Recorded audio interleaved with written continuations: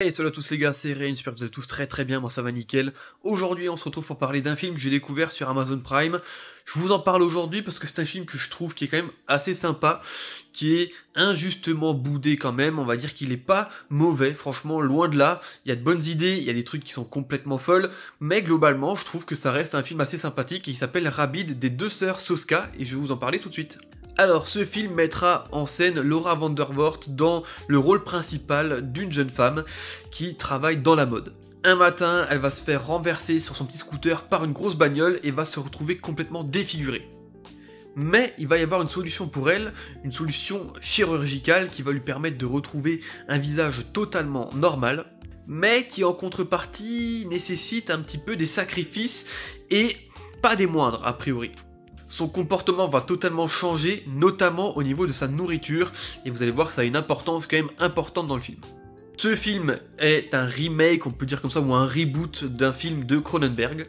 Et c'est bien évidemment un film d'horreur du coup. Alors pourquoi je vous parle de ce film là? Parce qu'en fait, au départ, je n'avais pas vraiment envie de le regarder. Pour être totalement honnête, j'ai pas vraiment envie. On est un petit peu perdu un dimanche après-midi avec ma copine. Qu'est-ce qu'on va se mettre? On a tout vu, on en a marre. Et puis celui-là, c'est vrai qu'on l'avait pas vu. Ma copine, ça faisait un moment qu'elle voulait le voir. On a vu l'affiche. Franchement, l'affiche que je vous ai mis ici, elle est franchement sympathique, je trouve. Elle est intrigante quand même. Et donc, c'est vrai que je me suis laissé porter.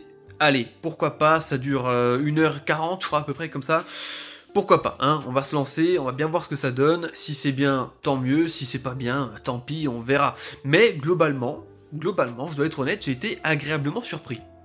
Alors le film est loin d'être un très bon film, très loin, mais globalement je me suis bien diverti, il y a des choses qui m'ont surpris dans le bon sens, notamment la partie un petit peu gore du film, parce que c'est vrai que tout ce qui est maquillage au niveau de la défiguration est pour le coup très propre, j'ai trouvé, enfin propre, c'est très bien fait, donc ça a ce côté très répugnant qui marche très bien.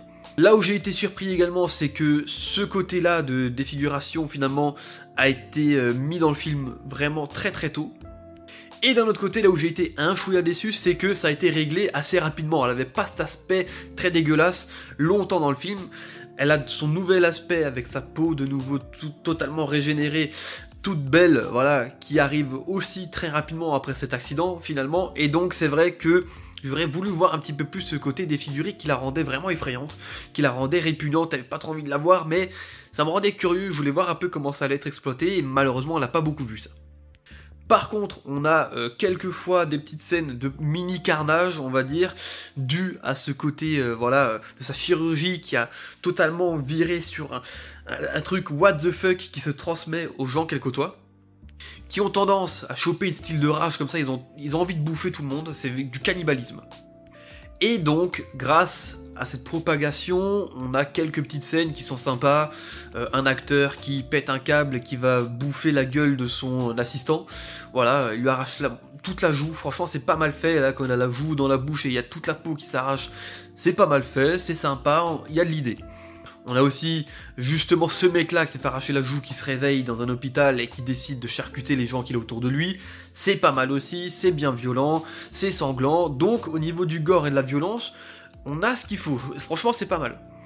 Malheureusement, ces scènes-là restent assez courtes et assez rares dans le film parce que on a quand même une partie récit qui prend beaucoup de place, qui est assez lente à certains moments, qui aurait pu être un petit peu plus accélérée et qui, voilà, casse un petit peu le rythme.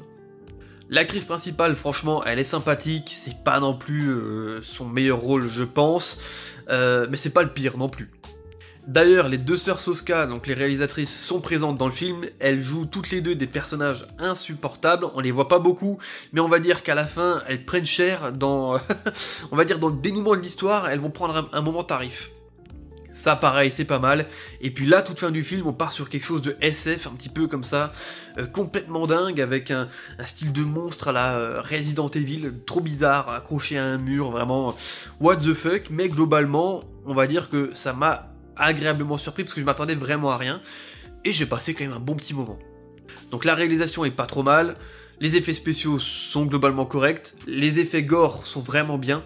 Donc, malgré le fait qu'il y a un rythme un petit peu lent par moment, ça passe. Franchement, c'est un film que vous pouvez regarder et qui pourrait potentiellement vous plaire. En tout cas voilà, je vais pas m'éterniser plus sur le film, pour pas rentrer dans le spoiler, je pense qu'il y a pas mal de petites choses à découvrir qui sont vraiment sympas. Donc si vous voulez le regarder, il est dispo sur Amazon Prime, et je crois que c'est tout. Mais donc voilà, il est dispo là-bas, vous pouvez le regarder, c'est sympathique. Si vous le connaissiez, bah dites-moi tout dans les commentaires, ce que vous en avez pensé, si vous avez aimé, détesté. Globalement sur internet, il est pas du tout aimé.